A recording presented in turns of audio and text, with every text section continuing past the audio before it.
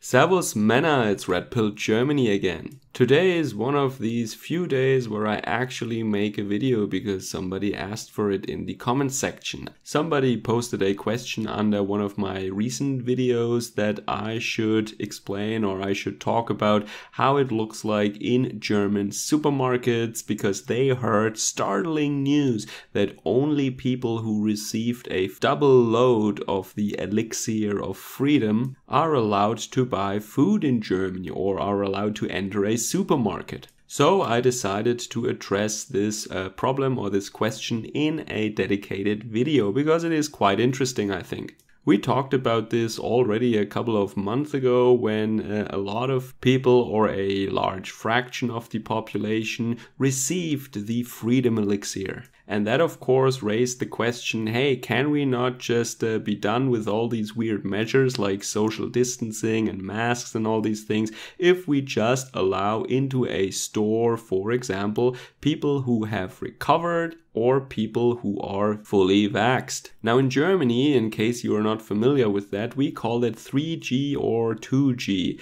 3G means that you either are fully vaxxed or you are tested or you have recovered from an infection already. And that must also be somehow documented with a test or something that you have antibodies. I have no idea. And then 2G, of course, means only recovered and only vaxxed people. A test will not help you. That is the system. 3G and 2G. Yeah, and now it was not just some weird people on the internet, it was also weird people who work for newspapers and news outlets who asked this question that is pretty much like the one on my thumbnail. Because the states of Hesse and Lower Saxony, Hessen and Niedersachsen, they declared that now shop owners or companies can decide for themselves what kind of rule they want to follow. 3G or 2G. Now, what is the motivation for 2G actually for a shop owner?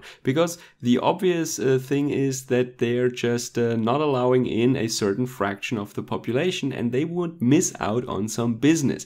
But there is also an advantage, and that is, of course, as I indicated before, they can drop all these mandatory rules that they otherwise have to comply with, masks and social distancing and stuff like that. And in some places, I actually can see that point. In some places, that takes the fun out of it. Think of cocktail bars and nightclubs and such things. Not that I would like to go to these places now, but even my former self had occasionally fun frequenting some of these places.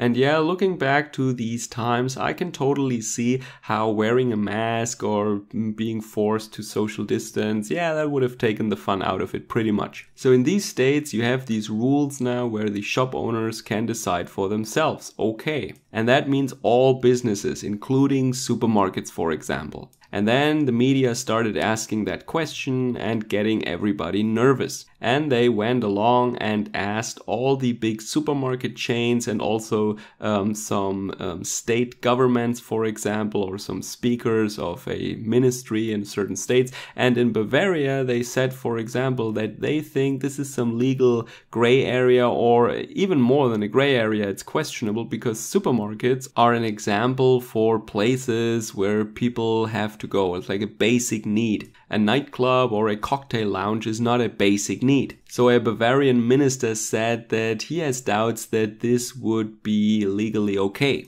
And I agree. But in Hesse and Lower Saxony, they do it differently. So what do the big supermarket chains say then? Well, they say, no, we cannot imagine to do that because checking would be way too unpractical. They also, I mean, where I live at least, there is not even 3G. You don't have to show a negative test. You just have to wear your mask, keep your distance, and you can shop at the supermarket. No need for any paperwork or any test to be shown. But of course, smaller stores that have less customers per unit time, they might consider using that 2G rule then. And then in the media, the predictable thing happened. They said, oh, we fact-checked this and we went after the story and this is all fear-mongering. And of course, it's not true. I mean, all the supermarket chains say that they would never do that. So there you go. Everybody can still shop for food in Germany.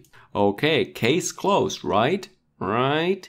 Well, this was the area of facts. This was the factual level. And this is the way my videos normally start. But if you know me, you know that most of the time I go to another level. And that level is the one of how do the elites try to manipulate the masses? Through media or through some other incidents that they create and so on and so forth. But also by controlling the narrative and the public discussion. Of course, there is no public debate or public discussion, but there is a simulated one, of course, a public discourse, basically. What you can read in the news, what you hear on the radio, and so on and so forth. And by setting the tone and by controlling the narrative where it goes and where it is allowed to go, that can manipulate people. That has a direct impact on how people feel, how they think, how they will behave in the future even. And what does this do? Of course, on the surface level, they can always go back to the safe zone where they say, hey, look,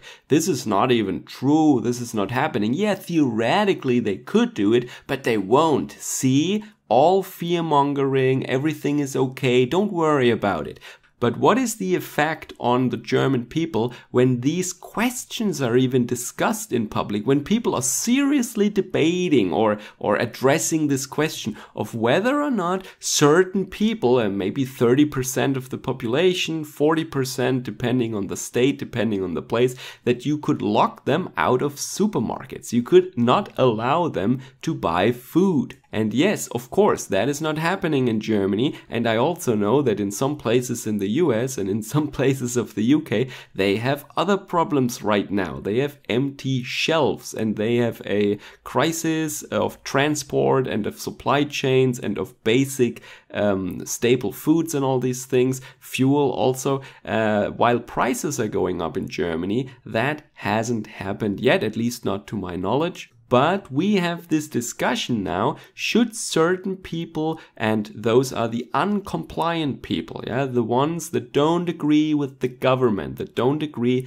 with the state, should we ban them from buying food? This question was never debated, but the question was raised, and they checked the story and they asked the ministers and they asked the supermarket chains like Aldi and Lidl and what their names are, right? And they went after this story and they gave the answer. But my point is now that it already has a destabilizing and polarizing effect on the population, that this question is even raised by anybody, and that there is theoretically in some states the option to do that. That the management or the CEO of some of these corporations, they could just change their minds and boom, you would have a large chunk of the population locked out of these stores, unable to buy food there or other items that are basic needs. So of course the question is always, is this coincidence or was this planned? I don't know,